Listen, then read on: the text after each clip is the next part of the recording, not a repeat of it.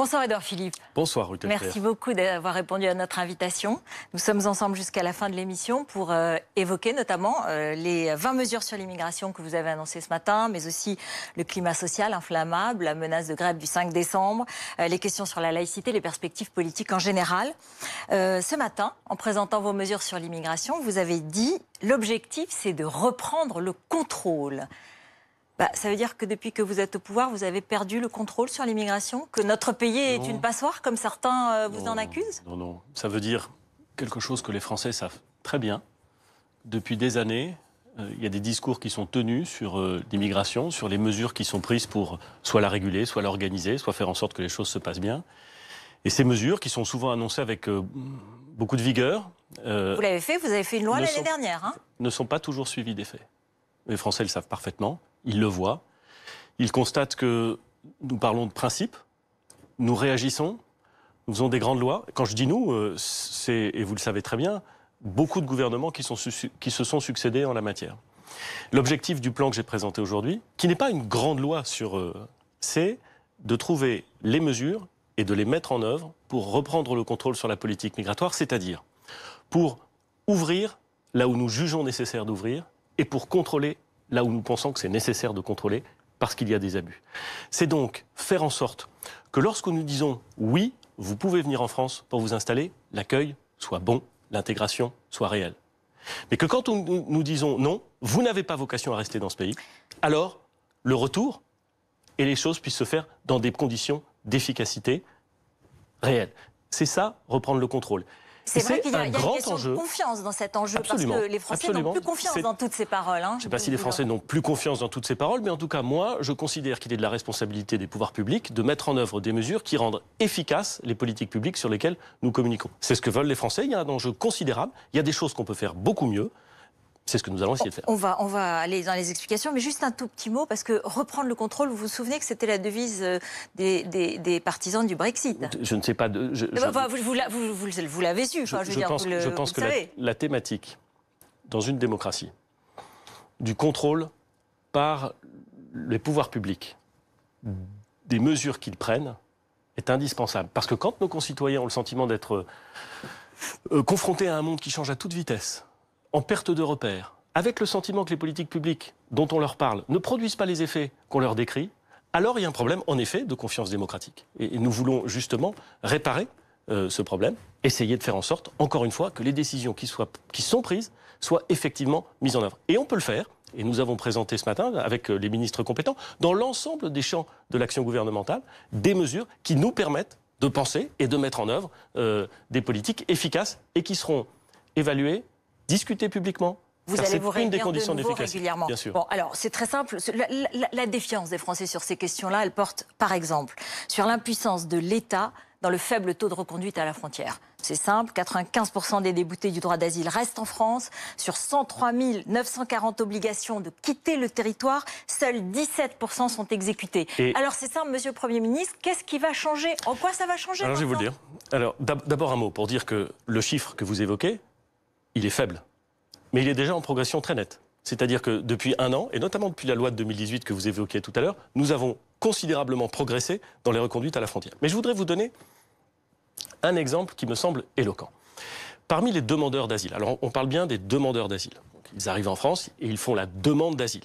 Dès lors qu'ils ont fait la demande d'asile, on doit instruire leur demande. Ils peuvent séjourner régulièrement en France. On doit instruire leur demande pour leur dire « oui, vous êtes effectivement un réfugié » ou « non, vous n'avez pas le droit au statut de réfugié, vous devez rentrer chez vous ». Dans les demandes d'asile, il y a, c'est un exemple, mais je crois qu'il est intéressant. Il y a par exemple le cas des Géorgiens et le cas des Albanais. Deux pays que nous considérons comme des pays sûrs, mais qui voient un très grand nombre de leurs ressortissants venir en France demander l'asile. Jusqu'à présent, l'examen effectif de cette demande d'asile passait dans le rang des priorités de ceux qui doivent instruire cette demande, en l'occurrence l'OFPRA, à la fin. Pourquoi? Parce qu'on considérait que comme ils venaient de pays sûrs, c'était pas la peine de se dépêcher pour dire si oui ou non ils devaient rester. Et on... Donc il restait. Et la durée moyenne de traitement d'une demande d'un Albanais ou d'un Géorgien, c'était de l'ordre de 400 jours, un peu plus même de 400 jours. Bon. Donc évidemment, quand au bout de 400 jours, dans 95% des cas, s'agissant des Albanais, On disait non, non, non, finalement, vous n'avez pas vocation à rester. Près d'un an et demi après être arrivé, c'est sûr que les conditions de retour sont complexes. Donc, qu'est-ce que vous faites? Nous inversons l'ordre. C'est-à-dire que nous souhaitons que les ressortissants qui viennent des pays sûrs puissent voir leur cas examiné en premier, très vite, de façon à ce que nous réduisions considérablement la demande d'instruction pour ceux qui ont le plus vocation à être déboutés du droit d'asile. Je vous l'ai dit, les proportions sur l'Albanie sont considérables. De façon à ce qu'on puisse envisager le retour dans les pays d'origine beaucoup plus facilement et beaucoup plus efficacement. Voilà une des mesures que nous avons prises. Mais nous en avons pris d'autres. Il y a des pays qui ne veulent pas reprendre leurs citoyens. Et donc, est-ce que du coup, vous conditionnez l'aide au développement de ces pays à l'acceptation du retour? Et dans ces cas-là, certains pays sont fragiles, il y a du terrorisme, c'est difficile de conditionner l'aide au développement. Je vais essayer de le dire là aussi clairement, parce que c'est des changements majeurs que nous assumons qui vont être mis en place. La première chose, c'est que nous considérons que nous pouvons avoir une discussion extrêmement poussée et extrêmement ferme, extrêmement respectueuse aussi, avec les pays d'origine des migrations, en leur disant que la politique des visas que nous attribuons à ceux qui, depuis ces pays, veulent venir en France, soit conditionnée au respect par ces pays d'origine de leurs obligations en matière de réadmission lorsque des citoyens qui sont originaires de ces pays ne sont plus en situation régulière en France et que nous leur demandons un laissez-passer consulaire, pardon pour l'expression, c'est le titre juridique, donc vous un laissez-passer consulaire. Condition. Nous leur disons que soit les réadmissions et la délivrance des laissez-passer consulaires est efficace de leur côté, soit nous aurons des conséquences à tirer dans notre politique de visa. C'est une discussion claire, respectueuse, mais ferme, avec les pays d'origine. De la même façon, nous souhaitons que l'aide publique au développement, c'est-à-dire, au fond, l'effort de la France au développement d'un certain nombre de pays avec lesquels nous avons des relations, et notamment des pays, je pense par exemple aux pays d'Afrique, où il y a beaucoup de soutien par l'aide publique au développement. Nous souhaitons que cette aide publique au développement permette le développement, bien entendu, la réduction des inégalités, mais qu'elle soit aussi utilisée de façon à permettre la mise en œuvre de liens et de politiques migratoires bilatérales avec ces pays. Je prends un exemple. Beaucoup de ces pays n'ont pas accès à des bases de données sur l'état civil de façon numérique. Nous pouvons faire en sorte, et ils en ont besoin, pas simplement pour réguler les flux migratoires, mais pour organiser les élections, pour organiser la... Bon, eh ben, nous pouvons essayer de faire en sorte de développer l'aide publique dans ces domaines, de façon à ce que, dans le cadre de notre politique migratoire, il y ait un retour et il y ait surtout une efficacité. Ces choses-là, nous le faisons au niveau national, mais nous voulons aussi, et c'est un des éléments du plan. Au niveau européen. Mais bien entendu. Oui, mais attendez, c'est pas du tout. Oui, attendez, on l'entend tous les jours et ça fonctionne, ça ne marche pas. Pas du tout. Pas du tout, parce que nous sommes en train d'obtenir et d'avancer un certain nombre d'échéances. J'en prends deux exemples. Un seul. Non, deux. Deux. Le premier, c'est Frontex, dont on parle souvent et dont il a été décidé qu'à l'horizon 2027, Madame Elkrief, 2027, il y aurait 10 000 agents qui permettraient la sécurisation des frontières européennes. Nous sommes en train de discuter avec la Commission pour que l'échéance soit rapprochée en 2024. Deuxième exemple, parce que je vous avais dit que j'en avais deux. Non, j'ai dit un. Le fait que nous voulons essayer de faire en sorte que l'ensemble de l'aide publique et l'ensemble des relations bilatérales entre l'Union européenne et toute une série de pays, et notamment de pays d'Afrique, puissent prendre en compte les impacts sur la politique migratoire, et l'Union européenne est sur ce point extrêmement motivée. Et donc, sont quand même très optimiste sur ces questions. Alors, il y a un autre chapitre. Non, Madame Elkrief, je ne suis pas optimiste. Je suis déterminé. Ce sujet est un sujet sérieux, et obtenir des résultats est impératif. Donc, je ne suis pas optimiste, je ne suis pas pessimiste, je ne suis pas énervé, je suis déterminé. Juste un mot, si vous n'obtenez pas ces résultats, vous engagez sur un certain nombre de chiffres pour l'année prochaine, par exemple, et si vous ne les obteniez pas, est-ce que vous remettez en question quelque chose? D'abord, un mot. Je fais, et nous allons faire, à la demande du Président de la République, quelque chose qui, en matière de politique migratoire, ne s'est jamais fait. Vous vous souvenez peut-être que le 7 et le 9 octobre, nous avons organisé à l'Assemblée nationale un débat, sans texte, pour parler justement de cette politique migratoire. Et le Président de la République a indiqué, je l'avais rappelé dans ma déclaration de politique générale, que chaque année, nous voulions un débat consacré à la politique migratoire. Ce sera l'occasion de donner, année après année, les chiffres, l'impact, les données, les changements en matière de politique migratoire, de les donner publiquement au Parlement, qui est l'organe de contrôle du gouvernement, et d'en tirer les conséquences. Si vous ne les atteignez pas. Et d'en tirer les conséquences.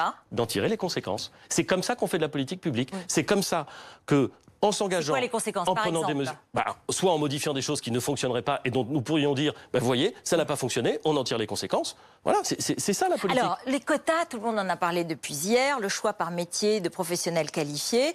Aujourd'hui, on délivre 34 000 visas professionnels. Est-ce que ça veut dire qu'il peut y en avoir beaucoup plus? Parce qu'on peut avoir beaucoup de besoins. Aujourd'hui, il y a pas mal d'entreprises qui ont besoin d'un certain nombre de professionnels qualifiés qu'on n'a pas en France. Ça veut dire qu'on peut augmenter ces visas professionnels? Là aussi, peut-être, pour qu'on saisisse bien les ordres de grandeur. Vous l'avez dit, la délivrance des titres de séjour pour raison professionnelle, c'est environ 33 000, on va dire 35 000 titres par an. Sur les 250 000 titres qui sont délivrés chaque année. Donc c'est une part relativement faible de l'ensemble des titres de séjour accordés à des étrangers. C'est extrêmement encadré, ce qui n'est pas inconvenant, mais en plus d'être très encadré, c'est très compliqué. C'est-à-dire que le chef d'entreprise qui a besoin d'une compétence doit pouvoir établir qu'il ne la trouve pas localement. Vous allez le simplifier. Ma question, elle est, est-ce qu'il va y en avoir plus? Est-ce qu'il peut y en avoir plus? Écoutez, moi, mon premier souci, c'est de faire en sorte qu'on améliore le fonctionnement du marché du travail, qu'on améliore la formation des citoyens français, qui sont là, soit dans le système initial, et vous avez remarqué que nous avons fait des réformes considérables en matière d'apprentissage et qu'elles fonctionnent, avec une explosion du nombre d'apprentis, ce qui est une excellente nouvelle. Et ils ne sont pas encore prêts. Mais ils sont pas encore prêts. Non, c'est normal, mais permettez-moi de me réjouir de bonnes nouvelles, et c'est une bonne nouvelle. Le fait que l'apprentissage redémarre, c'est une excellente nouvelle. Nous mettons des montants d'investissement considérables sur la formation de ceux qui sont dans le marché du travail ou de ceux qui n'en sont pas encore, je pense notamment aux chômeurs. Là aussi, c'est des montants considérables parce que nous croyons à la formation. Nous pensons que la formation, c'est la condition du retour à l'emploi. Mais il se trouve... pourra y en avoir plus que 34 000. J'y arrive. Mais il se trouve qu'il y a un certain nombre de compétences qui font défaut en France, qu'on ne trouve pas. Et tout le monde le sait. Les chefs d'entreprise le disent, les élus le disent. Dans certains bassins d'emploi, on est très bas au niveau de taux de chômage. On n'arrive pas à faire venir des Français d'autres régions. Bon. Donc nous allons, région par région, ce n'est pas un truc national qui va se faire sur un coin de table, région par région, consulter les régions, les branches professionnelles, les employeurs, les organisations syndicales, et en fonction des besoins qui sont exprimés, nous fixerons métier par métier des objectifs quantitatifs. Peut-être qu'on pourra passer à 40 000, peut-être qu'on considérera qu'il n'y en a besoin que de 20 000. Et si vous voulez, la pire des choses, ce serait de dire... On va consulter et moi j'ai déjà le chiffre. Non, on va voir quels sont les besoins. Est-ce qu'il est possible de régulariser ceux qui sont aujourd'hui déjà dans un certain nombre de secteurs, qui travaillent dans les arrière-salles de restaurants ou d'hôtels et qui n'ont pas leur papier mais qui travaillent déjà? Est-ce qu'il est possible de les régulariser? Est-ce que ça rentrerait dans ces quotas? Aujourd'hui, lorsque l'autorité administrative procède à des régularisations, l'intégration professionnelle est toujours un élément qui est pris en cause. Bon, donc aujourd'hui déjà, quand il y a des régularisations, et il y a des régularisations, dans les 250 000 titres de séjour, il y a un certain nombre de régularisations, l'intégration professionnelle, c'est-à-dire le fait que ces gens travaillent, est souvent pris en compte, et est un élément important. On va continuer à prendre cet élément. Mais il ne faut pas se tromper de sujet. Notre objectif, c'est de faire en sorte qu'il y ait une filière d'accès légal à l'emploi, en France, lorsque la France en a besoin. Lorsque la France en a besoin. C'est ça que nous voulons mettre en œuvre, clairement, publiquement, régionalement, car les besoins ne sont pas les mêmes en Normandie et en Occitanie. Et c'est la meilleure façon d'y arriver, c'est non pas d'avoir ces espèces de listes anciennes. Une majorité de Français est d'accord sur cette question des quotas. La santé, c'est aussi un des grands pans de votre plan. Un délai de 3 mois pour les demandeurs d'asile, à l'exception des enfants, avant qu'ils n'obtiennent la protection maladie universelle. Est-ce que vous pouvez assurer que ces hommes et ces femmes qui ne pourront pas avoir avant 3 mois cette protection maladie universelle ne seront pas en danger de maladie, ou ne contamineront pas les autres Français, ou ne seront pas dans des situations de détresse? Comme c'est une question humaine, médicale et de santé publique, il faut être extrêmement précis.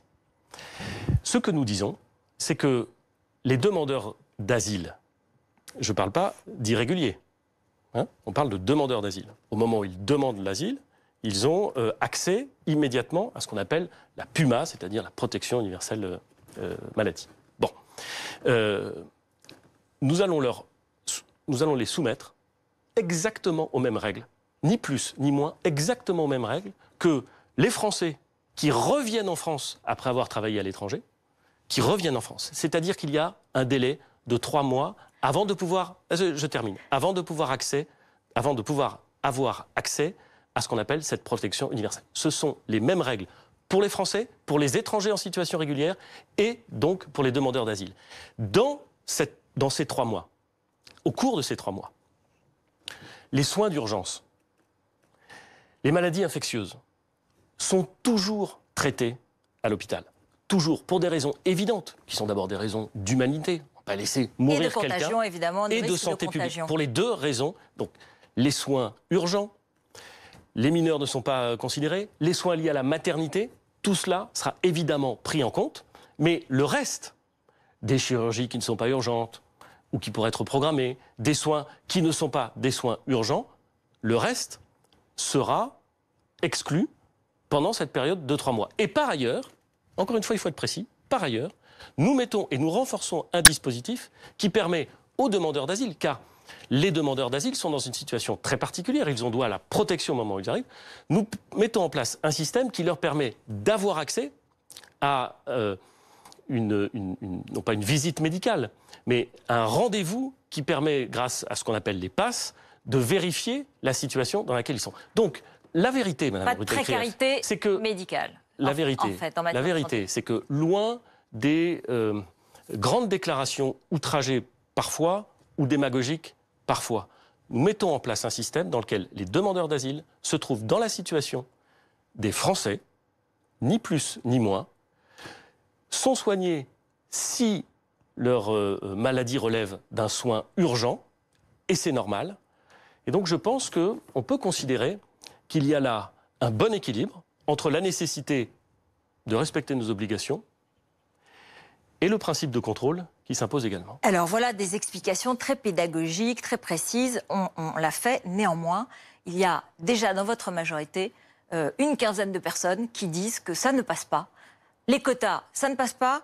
Et ces délais de carence de 3 mois, ces contrôles nouveaux sur l'aide médicale d'État, sur les irréguliers, sur les clandestins, ça ne passera pas. Et donc, il y a une forme peut-être de fronde qui s'organise déjà. Écoutez, je ne crois pas. Non, pas du tout.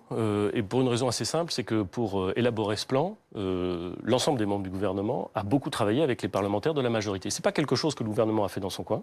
C'est quelque chose qui a été très travaillé dans le détail et dans la durée avec les parlementaires de la majorité, lesquels partaient de positions qui étaient souvent variées. Donc s'il y en a 15 qui ne votent pas ces amendements, qu'est-ce que vous en pensez ? Moi, je considère que je suis fier du travail accompli avec le gouvernement et fier du travail accompli avec la majorité. Et ensuite, chacun se positionne. Moi, j'assume le travail, les choix, les orientations. Il se trompe, c'est ce que vous dites. Je n'ai pas de commentaire à faire sur eux. Mais simplement, quand on est dans la construction collective, et on a été dans la construction collective, il faut assumer le caractère collectif de la construction. Justement, ça tombe bien, parce que Nicole Belloubet, ce matin, qui est votre garde des Sceaux, apparemment, elle n'avait pas l'air d'être d'accord, notamment avec les quotas. Regardez ce résumé en images et en son d'une journée un peu agitée pour elle. Et pour vous, peut-être ? Non. Non. Non. Je n'ai jamais pensé que les quotas étaient la réponse, la seule réponse. Ce que j'ai lu sur les pays qui ont instauré, comme l'a dit Thomas Legrand, sur les pays qui ont instauré des quotas obligatoires, ça n'a jamais marché. J'ai fixé un cap, une clarté. Le gouvernement l'applique après des discussions intenses avec les experts du sujet et les parlementaires.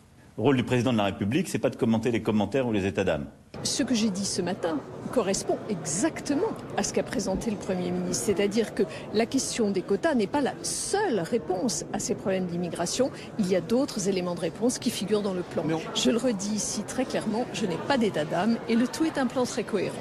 C'est quand même un peu surprenant d'avoir un ministre qui dit « je ne suis pas d'accord, je trouve que ça ne marche pas », etc. Bon, Madame El-Krief, vous êtes une journaliste éminente. Je ne comprends pas comment... Je vous le dis très directement et très franchement et très calmement, hein, mais je ne comprends pas. La garde des Sceaux a dit ce matin... Non, on ne va pas refaire le feuilleton. Est-ce que c'est un gouvernement qui est tenu... Vous m'interrogez, je vous réponds, Madame El-Krief. Elle a dit qu'elle pensait que les quotas n'étaient pas la seule solution. Elle a raison, ce n'est pas la seule solution. Elle est en tout point en accord avec la ligne du gouvernement, en tout point en accord. Elle le dit devant la caméra, la caméra que vous venez de diffuser. Après qu'il y ait une forme de rappel au règlement par le président, et sans doute par vous. Pas du tout. Vous lui avez dit, ça ne se fait pas ? Mais en aucune façon. À la fin, vous auriez pu aussi bien citer la conférence de presse que j'ai faite... On l'a donnée en direct. Donc voilà, où je réponds sur une question sur les quotas, et où je dis très exactement ça. un objectif quantitatif qui n'est pas strictement limité à l'unité près, qui n'est pas le seul élément de la réponse. Parce qu'on est aussi sur mais c'est ce que je reproche, oui, mais Madame attendez, on vient d'être sur le fond. Pas sur le fond. Mais non, on est sur le fond. C'est ça qui est important, vous le savez bien. On est sur le fond et on l'a été, je vous l'ai bien montré, je vous ai écouté avec attention. Néanmoins, il y a aussi des manières de forme et on sent bien qu'il y a une forme d'aile gauche, à la fois dans la majorité et peut-être même dans votre gouvernement par le biais de la garde des Sceaux, qui exprime un malaise et qui le dit presque à haute voix. Moi, je vous dis très tranquillement et très calmement, Madame El-Krief, que ce plan a été préparé par le gouvernement, qu'il a recueilli l'assentiment de tous les membres du gouvernement, que c'est un plan du gouvernement et que vous pouvez poser la question à Mme Belloubet ou à n'importe quel autre membre du gouvernement et ils vous feront exactement cette réponse. Parce que c'est le cas. Parce que c'est de la langue de bois. Pas du tout. Parce que c'est ce qu'on dit après coup, mais quand même. Pas du tout. Mais absolument pas. Voilà, on a le droit de pas être d'accord, Madame El-Krief. Certainement. Mais je vous dis, ça n'est pas le cas. Ce plan a été préparé avec l'ensemble des membres du gouvernement et il est justement équilibré et animé par une philosophie sur laquelle l'ensemble des membres du gouvernement se retrouvent. Il n'y a pas de malaise dans une majorité qui est surprise par un président qui répond à valeurs actuelles, qui considère que lorsque vous parlez d'immigration, c'est une forme d'occupation du terrain de la droite pour séduire des électeurs de droite. Il n'y a pas de malaise dans une majorité, dans un gouvernement qui considère que, en fait, il ne se reconnaît pas dans certaines mesures. Il n'y a pas de malaise. Les commentateurs passent beaucoup de temps à commenter. Et après tout, si c'est leur métier, tant mieux pour eux. Je suis personnellement surpris que les commentateurs passent autant de temps à commenter le choix du président de la République de s'exprimer dans tel ou tel organe de presse. Et d'ailleurs, ça m'amuse un peu, parce que je me souviens, il y a peut-être un an, je n'ai plus la date précisément en tête, lorsque le président de la République a choisi de répondre aux questions, je crois que c'était sur votre antenne, de Jean-Jacques Bourdin et de Edoui Plenel. De Mediapart, oui. Énormément de journalistes. Avril 2018. On dit, mais enfin, pourquoi cela ? Pourquoi donner... Bon.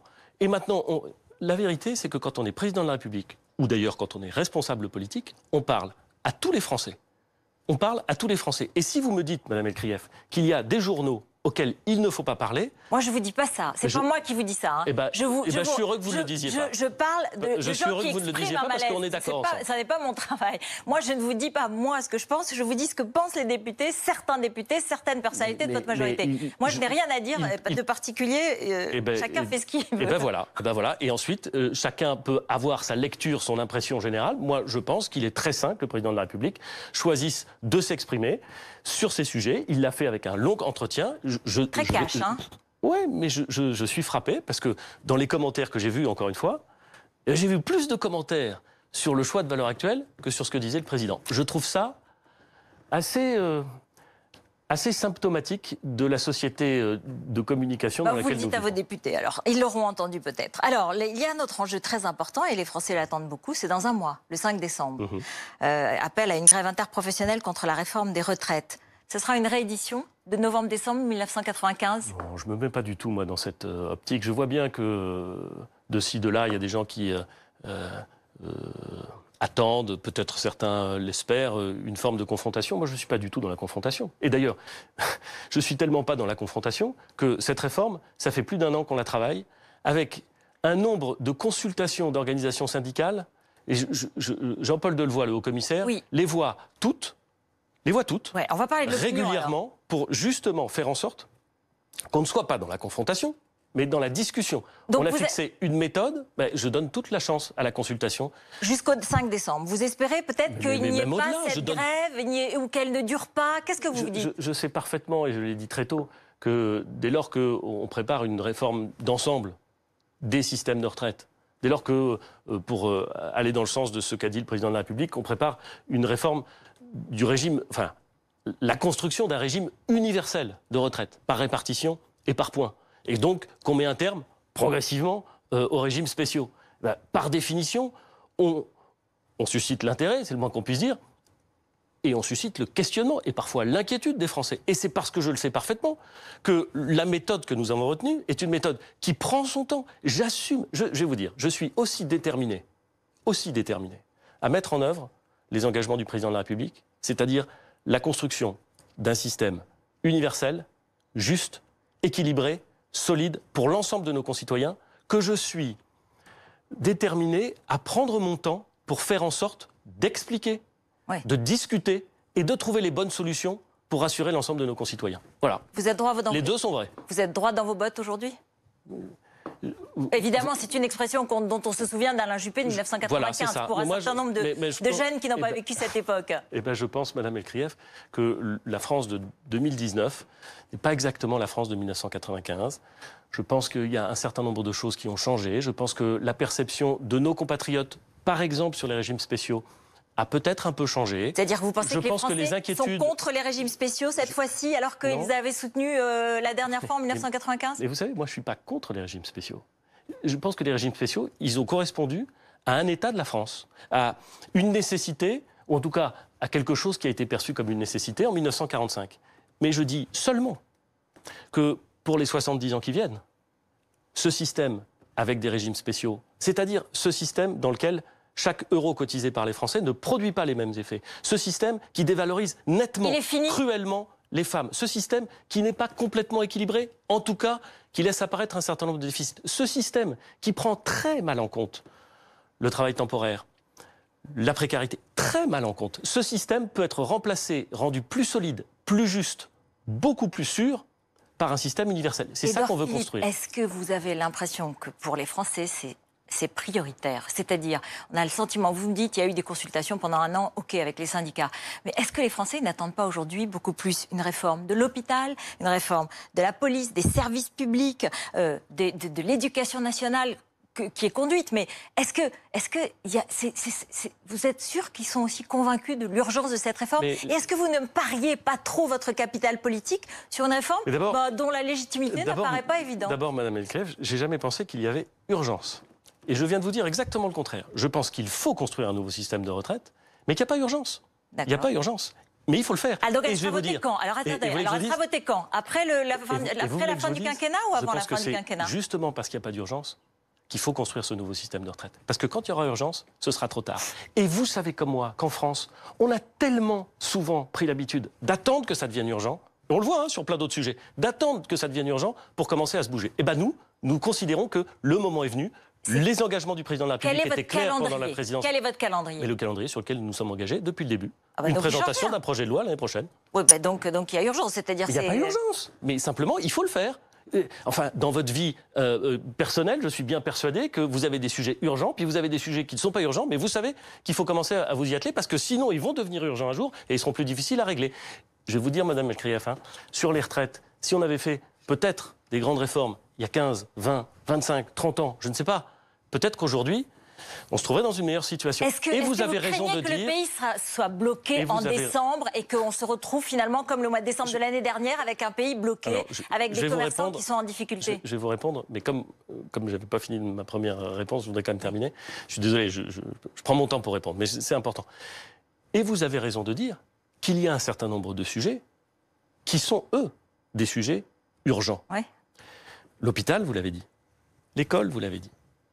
Il y a beaucoup de sujets dont je... Les pompiers, la police, il y en avait beaucoup de manifestations. Dont je mesure parfaitement l'urgence. Oui. Et sur lesquels nous travaillons et nous essayons de répondre à la fois par des mesures immédiates, mais aussi par des plans à long terme. Parce que gérer les urgences en disant paf, un peu ici, paf, un peu là, ça ne fait pas une politique d'ensemble, ça ne prépare pas un pays à l'avenir et ça ne règle pas les problèmes. Donc pour l'hôpital, moi je mesure parfaitement l'inquiétude, la colère, le danger dans lequel se trouve l'hôpital. Je les mesure parfaitement. Je les mesure d'abord parce que tout le monde m'en parle, mais accessoirement parce que quand j'étais maire du Havre, j'étais président d'un hôpital. Oui, il se trouve que... Donc je vois très bien ce que ça veut dire. On ne demande pas seulement de les mesurer, vous êtes bien d'accord. Et c'est pour ça que la ministre de la Solidarité et de la Santé a présenté un plan complet, très profond, de réorganisation de l'hôpital, de la tarification, du fonctionnement. Il y a une manifestation quand même le 14 novembre. Bien sûr, et qu'il faut, en plus de ce plan qui est un plan à long terme, mais qu'il faut mettre en œuvre très rapidement, trouver des mesures pour faire en sorte que l'urgence actuelle soit bien gérée. Mais pas de façon incohérente par rapport au plan d'ensemble. C'est ça que je veux dire. Édouard Philippe, un mot sur les retraites encore, très très rapidement. Est-ce que vous envisagez, dans cette ouverture que vous décrivez, la fameuse clause du grand-père, c'est-à-dire que la réforme ne serait appliquée qu'aux nouveaux entrants dans certains régimes spéciaux comme la SNCF? On verra. Ça n'est pas non. C'est dans le rapport de Jean-Paul Delevoye, nous avons ouvert toutes les pistes s'agissant de la transition. On peut avoir une transition brutale en 2025 pour tout le monde à un moment donné. On peut avoir 10 ans de transition. On peut choisir de reporter la réforme à ceux qui sont nés après 63 ou le cas échéant après non, mais 70. Les nouveaux entrants, c'est-à-dire c'est après. C'est ce que je suis en train de vous dire, madame. Après 63 ou après 70, ou alors on peut faire complètement ce système dit de la clause du grand-père. Tout est ouvert. Écoutez, Jean-Paul Delevoye, il était sur notre plateau de BFM TV. J'écrivais dès le 10 juillet, dans ce document qui s'appelle mon rapport, tout est sur la table, y compris, doit-on réfléchir à ce que la réforme démarre en 63 ou postérieurement ou pour les nouveaux entrants. Et donc quand vous discutez avec les syndicats, à chaque fois on a posé la question, est-ce que vous seriez favorable aux nouveaux entrants? Et la réponse est claire, si c'est cette solution-là, il n'y a plus de réforme. Oui. Il n'y a plus de réforme si c'est cette solution. Pas du tout. Si c'est cette solution-là, pour quelques métiers ou pour quelques régimes, moi mon objectif c'est de créer un régime universel. Et je ne démordrai pas de cela. Mon objectif c'est de créer un système par points et par répartition. Par répartition. Je ne démordrai pas de cela. Ensuite, les conditions de mise en œuvre et de transition, je les déterminerai en disant clairement aux Français que ceux qui sont le plus loin du système que nous voulons construire, eh ben, on va prendre le temps de les emmener. Et c'est normal. On parle de leur retraite, Madame Elkrief. Ce n'est pas un dossier théorique. C'est quelque chose qui les concerne au plus fort. Est-ce qu'il n'y a pas un climat de volonté de revanche dans certains secteurs et que vous aurez, oui, de revanche sociale, de revanche sur un certain nombre de sujets, sur une réforme de la SNCF qui finalement a été appliquée mais peut-être mal vécue. Est-ce que vous pouvez nous dire que le pays ne sera pas bloqué vraiment en décembre prochain? Encore une fois, je ne me place pas dans une logique de confrontation ou de revanche. C'est pas du tout mon état d'esprit. Je parle des autres, de ceux qui veulent manifester. Moi, je vous parle de mon état d'esprit, parce que je ne peux pas me prononcer pour eux. Je me place dans un esprit de discussion, et il y a beaucoup de gens qui viennent discuter avec nous. Ça ne veut pas dire qu'on est d'accord. Il y en a qui ne veulent pas venir du tout. Bon, ils ne veulent pas venir du tout, ils ne veulent pas venir du tout. Mais il y a beaucoup d'organisations syndicales qui viennent discuter avec nous, et qui viennent travailler avec nous, et qui viennent définir des pistes, essayer de voir comment est-ce qu'on peut tranquillement préparer les transitions et définir le nouveau système. C'est du travail. Vous pourrez ça prend du temps réformer. Et c'est normal. Il reste 2 ans et demi. Demain, c'est l'anniversaire, finalement, c'est la mi-mandat. C'est ce qu'on m'a dit, oui. Oui. Alors, est-ce que vous ne serez pas paralysé par les prochaines élections municipales, régionales, départementales et présidentielles? Est-ce que vous allez encore pouvoir réformer? Vous me voyez sourire parce que... Je ne sais pas si vous sourirez autant, peut-être pendant le mois de décembre. Mais je ne souris pas du tout parce que je pense que c'est simple. Je souris parce que depuis que j'ai été nommé en mai 2017, on me dit à intervalles réguliers que dans 2 mois ou dans 3 mois, la capacité que nous avons à transformer, à mettre en œuvre la politique sur laquelle le président s'est engagé, va se trouver forcément bloquée ou interrompue. Je souris parce que je constate que nous continuons à mettre en œuvre les objectifs, les engagements du président de la République. Et mon objectif, c'est de faire en sorte que ce quinquennat soit réussi, c'est-à-dire que ce sur quoi le président de la République s'est engagé pendant la campagne présidentielle soit mis en œuvre. Et franchement... À mi-mandat, vous irez jusqu'au bout, vous êtes détendu, tranquille? C'est-à-dire vous restez à Matignon jusqu'au bout? Mais vous savez très bien que ce n'est pas une décision qui appartient au Premier ministre, c'est une décision qui appartient au président de la République, à la majorité et au Premier ministre. Il y a 3 conditions pour qu'un Premier ministre reste Premier ministre. La confiance du président, le soutien de la majorité et l'envie qu'il a, la capacité qu'il a à apporter sa pierre. Voilà, tant que ces conditions sont réunies, je suis et je fais ce que le président de la République s'est engagé à faire. Vous avez je envie. suis heureux de le faire. Je crois à ce que je fais. Et voilà. Donc vous avez envie? Bah oui, je crois à ce que je fais, je le fais. Et puis si un jour le président de la République a plus confiance, si la majorité ne me soutient plus, ou si je considère que ce que je fais ne correspond plus à ce que je crois, eh ben, tout le monde en tirera les conséquences. Mais je vais vous dire, c'est pas le sujet. Le sujet, encore une fois, et c'est un sujet qui est un sujet politique et démocratique. C'est est-ce que lorsque quelqu'un s'engage au moment d'une élection présidentielle, il est capable d'avoir un gouvernement et une majorité qui mettent en œuvre les engagements qu'il a pris. Enfin, sauf qu'entre-temps, il se passe des choses, il y a des réactions, il y a de la politique, c'est aussi la vie. Mais la réforme des retraites, on s'y est engagé et on veut la faire. Dans un sondage aujourd'hui du Parisien, 40% des Français musulmans disent avoir été confrontés au racisme. Est-ce que l'État les protège alors qu'il y a un certain nombre d'organisateurs qui vont manifester dimanche pour dire, je cite, « Stop à l'islamophobie » qui considère qu'il y a un racisme d'État et des règles liberticides comme la loi du port sur le voile, contre le voile à l'école. Est-ce que l'État les protège?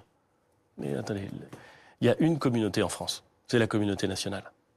Et tous les membres de la communauté nationale, qu'ils croient à quelque chose ou à quelqu'un, ou qu'ils ne croient pas, sont membres de la communauté nationale. Ils ont les mêmes droits et les mêmes devoirs. Ils sont protégés par l'État, et lorsqu'ils ne respectent pas la loi, ils sont mis en cause dans les mêmes conditions. Et heureusement, vous vous rendez compte, heureusement que c'est comme ça. C'est ça la France, c'est ça la République. On s'est battu pour ça. Pas moi qui me suis battu, c'est nos aînés qui se sont battus pour ça. On va quand même pas abandonner cette richesse, cette identité exceptionnelle. Donc en France, on a la laïcité. Ça veut dire que l'État ne reconnaît, ne subventionne, ne salarie aucun culte. On a le droit de croire ou de ne pas croire.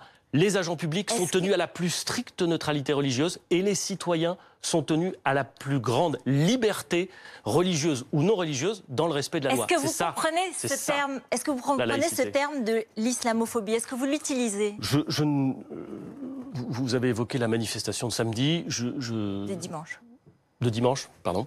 Bon, en France, on le sait, manifester, c'est une liberté reconnue par les textes, reconnue par la Constitution. Il n'y a pas de sujet là-dessus, dans le respect de l'ordre public, et conformément à un certain nombre de procédures qui sont prévues par la loi.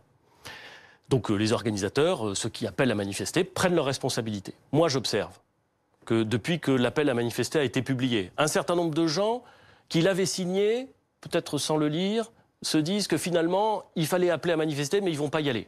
Je les laisse s'accorder avec la clarté de cette position. Moi, ce que je sais, c'est qu'un certain nombre, peut-être pas tous, mais un certain nombre de ceux qui appellent à manifester dimanche me paraissent s'inscrire dans une logique de communautarisme qui n'est pas du tout ce à quoi je crois et qui est une logique que je combats politiquement, démocratiquement, légalement, avec toute ma force. Vous réfutez le mot islamophobie ou pas?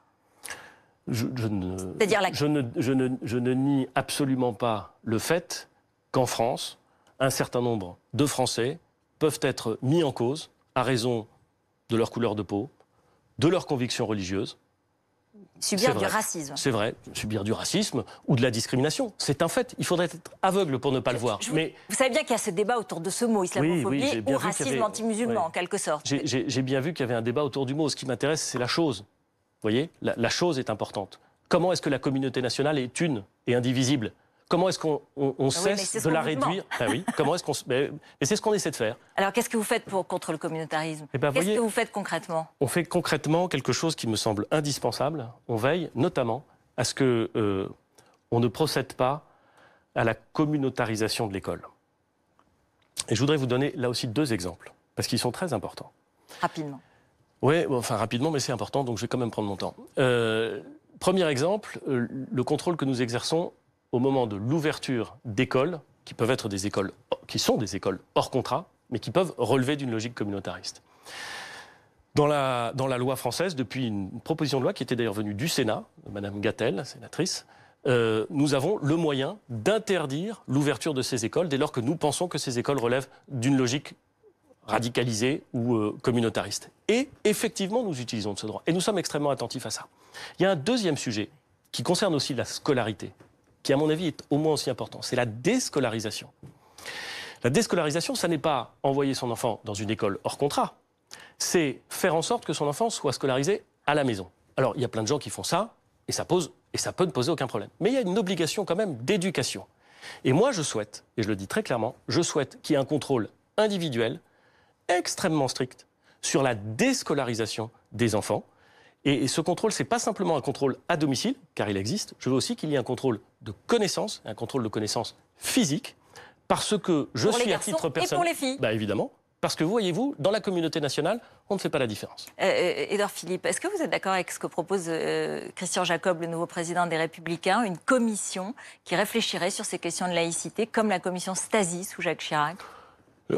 Moi, d'abord, je suis toujours pour la réflexion. Je pense que c'est l'honneur d'une démocratie sur des sujets qui sont aussi compliqués et aussi importants de réfléchir. Donc pourquoi pas? Si le président Jacob propose de réfléchir, ça me va très bien. Le Parlement peut le faire, l'Assemblée nationale, le Sénat, les intellectuels peuvent le faire, les débats peuvent servir à cela, autant qu'ils soient de bonne qualité. Enfin, de toute façon, réfléchir, ça n'est jamais une mauvaise chose. Est-ce qu'il faut créer une commission? Et pour lui demander quoi? Quelles sont les questions, par exemple? On ne va pas demander à une commission de définir les questions pour qu'une autre commission y réponde. Voyez, il faut définir les questions. Moi, je crois quand même... Encore une fois, je ne suis pas du tout contre. Je voudrais voir quelle est la nature précise de la proposition du président Jacob. Je voudrais quand même dire quelque chose. On n'est pas comme une poule qui trouve un couteau quand on parle de laïcité. Je veux dire, la laïcité, ce n'est pas un truc qui a été créé avant-hier. C'est un concept qui a été pensée, qui a été mûrie avec une jurisprudence. Enfin, je veux dire, on a tous les instruments pour la mettre en œuvre. Oui et non. Bah, Maintenant, il y a des phénomènes nouveaux qui interviennent et qui posent des questions. Et oui, c'est normal. mais le cadre intellectuel, il doit s'adapter à ces nouvelles réalités. Mais enfin, il est posé. Alors, on sait ce que ça veut dire, la laïcité. Justement, Édouard Philippe, avant qu'on parle de 2022 et puis de Marine Le Pen, en un mot, vous avez parlé de l'éducation de l'école. Écoutez ce que disait Emmanuel Macron à cette fameuse interview, mais aussi Jean-Michel Blanquer sur BFM TV. Pourquoi cela nous insécurise, ce voile? C'est que ça n'est pas conforme à la civilité qu'il y a dans notre pays. C'est-à-dire au rapport qu'il y a entre les hommes et les femmes dans notre pays. Le voile en soi n'est pas souhaitable dans notre société, tout simplement. C'est pas quelque chose à encourager, c'est pas quelque chose d'interdit, mais c'est pas non plus quelque chose à encourager. Ce que ça dit sur la condition féminine, ce que ça dit n'est pas conforme à nos valeurs, tout simplement. Alors, ça, c'est une question. Est-ce que vous avez... vous soutenez Jean-Michel Blanquer et Emmanuel Macron lorsqu'il dit ça? Mais je me suis exprimé très clairement sur ce sujet. Oui, je vous pose la question, là. Oui ou non? Je vais vous dire, on a le droit de penser ce qu'on veut de la façon dont nos concitoyens exercent leur liberté de croire ou de ne pas croire. Il y a des gens qui considèrent que c'est totalement réactionnaire, que c'est totalement obscurantiste de croire et de se soumettre à Dieu ou à une religion. C'est à vous, vous Premier ministre. Moi, ma réponse est claire. En tant que Premier ministre, en tant que chef du gouvernement, je considère que mon devoir constitutionnel, c'est de faire en sorte que l'État et les collectivités publiques et l'ensemble de la sphère publique soient d'une neutralité absolue et que nos concitoyens puissent exercer dans le respect de la loi, leur liberté de croire ou de ne pas croire. Je suis très profondément attaché à cette obligation et à cette liberté que sont la laïcité. Vous êtes inquiet, ça peut casser une société, ces débats?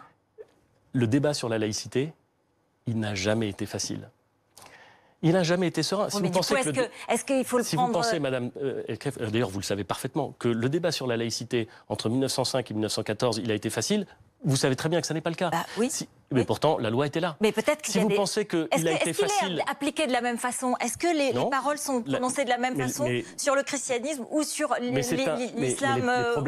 Les problèmes pouvaient être différents. Le concept a pu évoluer. Il a pu être interprété de façon différente en fonction des époques. Ce que je veux dire, c'est que nous avons tous les instruments pour régler cette question. Voilà. Et qu'il faut accepter l'idée que la laïcité, c'est stricte neutralité, liberté et respect de la loi. Et une loi a été prévue en 2004 je crois que c'était 2004, pour interdire le port du voile à l'école, pas par les agents publics. Pour les enseignants, c'est évident. Pour tous les agents publics, c'est évidemment interdit. Mais pour les élèves, c'est une loi qui a fixé cette interdiction. Bon, et ben cette loi, elle s'applique et tout le monde la respecte. Répondez pas directement à ma question. Je voudrais qu'on regarde ce que vous avez dit hier à l'Assemblée nationale. Vous avez évoqué beaucoup de sujets dans votre question, dont je comprends qu'elle était d'une certaine façon plus adressée au président de la République qu'elle ne l'est au Premier ministre.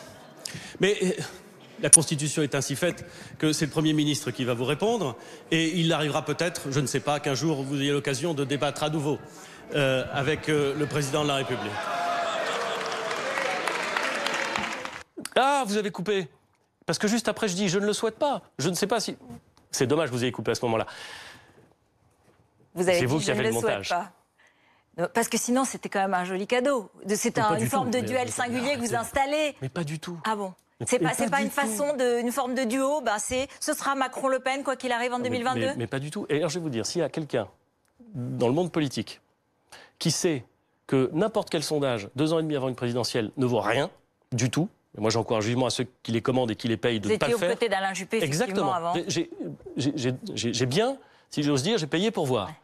Ça n'a aucun sens. Je ne crois pas une seconde, Madame Elkrief, à la valeur prédictive d'un quelconque sondage sur l'élection présidentielle. Pourquoi vous dites ça? Parce que la question de Madame Le Pen était posée en vérité au président de la République. Mais pourquoi vous lui dites que c'est elle qui va débattre en 2022? Mais je ne dis pas ça. Je dis que peut-être elle aura l'occasion de le faire. Peut-être que le président de la République, s'il souhaite se représenter en 2022, aura face à lui, au 2e tour de l'élection présidentielle, un candidat communiste. Peut-être qu'il aura un candidat socialiste. Peut-être qu'il aura un candidat républicain. Mais j'observe qu'aux dernières élections qui se sont passées présidentielles et les dernières élections européennes, ceux qui sont arrivés en tête, il se trouve que c'était le Front National d'un côté et la liste qui s'inscrit dans la logique du président de la République de l'autre. Peut-être qu'en 2022, ce sera différent. Je vais vous dire, il y a une chose qui ne changera pas, c'est que moi, j'espère qu'à la fin, c'est le président de la République qui gagnera. Voilà. Un mot sur la redevance télévision. Aujourd'hui, on a appris qu'il y aurait peut-être un nouveau calcul pour moduler la redevance en fonction de la taille du foyer. Non, on ne fera pas ça. La piste, entre guillemets, que vous évoquez, c'est le produit d'un travail technique réalisé entre le ministère de la Culture et le ministère des Finances pour savoir comment est-ce que, lorsqu'il n'y aura plus la taxe d'habitation, on devra déclarer la possession d'un téléviseur pour payer, au moment de l'impôt sur le revenu, la redevance. Je ne vous dis pas le caractère technique de cette affaire. Bon, et donc, il y a des gens qui se sont dit, comment est-ce qu'on va éviter que, quand il y a colocation ou quand il y a concubinage, mais 2 déclarations d'impôt, on ne paye pas 2 fois la redevance dans quelque chose qui est de fait... Un seul écran. Bon, voilà. Et alors, donc, ils ont posé plein de questions. On n'a aucun projet de moduler le paiement de la redevance en fonction de la composition de la famille. En aucune façon. Ça c'est clair. Juste un mot, vous disiez, bon, j'espère que c'est le président Macron qui gagnera en 2022, ça veut dire qu'il se prépare à être candidat. Non, je n'en sais rien, ça n'est pas à l'ordre du jour, mais s'il l'est, je souhaite qu'il gagne.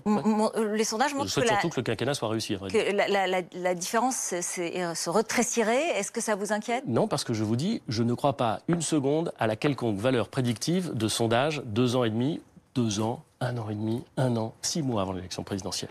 Et alors, ce qui est extraordinaire, c'est que tout le monde sait que ces sondages ne valent rien. Vous savez que ces sondages ne valent rien. Un sondage, c'est aujourd'hui. Hein. Il est valable au temps donné, à l'instant donné. Mais vous savez qu'ils ne valent rien, qu'ils n'ont jamais rien dit du résultat d'une élection 2 ans et demi après. Et pourtant, on continue à les faire et on continue à les commenter. C'était pas une gaffe de votre part hier?